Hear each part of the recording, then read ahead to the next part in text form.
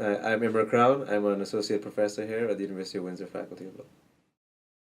The dissent in Shauli, for instance, Justice LaBelle and Justice Binney, they expressed the concern that maybe the courts sometimes go too far in their sort of activism and in their sort of want to protect these rights. So this idea that in Shauli we have the Supreme Court basically overriding what has been, the subject of great political debate in Quebec and so on as to whether there should be a two-tiered health care system and so on. So there's that concern, right? So that even though, it's sort of two sides of the same coin. If we say the charter is defective, well then it's not really going to be amended. We have to look to the courts to sort of breathe life into it. But then how far does that go, right? I mean, how far do we really take the extension of those rights?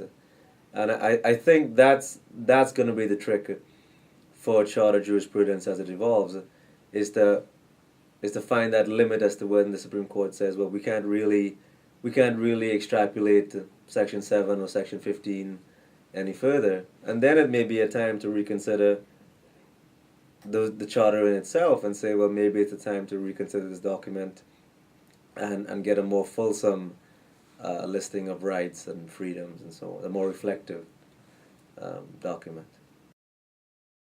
I think that it's because of the fact that the charter has clearly had these gaps in it that the courts have had to be more activist. That if it was a more fulsome charter document, that maybe the courts would really sort of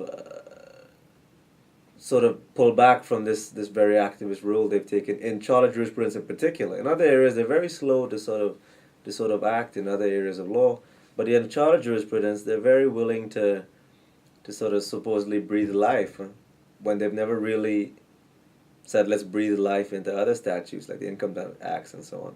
So my view that if it was a more fulsome document, it would sort of answer that question, because then there'd be no need to be as activist.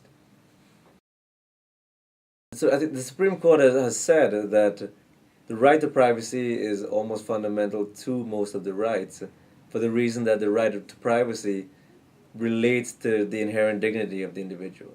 So it wouldn't be surprising to me if over the years the Supreme Court actually comes out and says that the right to privacy is actually a right, an absolute a right, because they've said it time and time again in relation to Section 7, Section 8, sometimes Section 15 issues, Section 2 issues, and so on.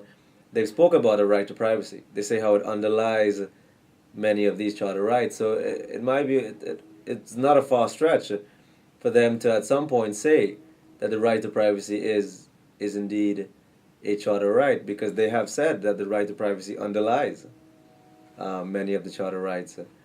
So I actually hope that actually is an evolution in the jurisprudence, that this idea of a positive right to privacy as opposed to this negative right to privacy, that does evolve.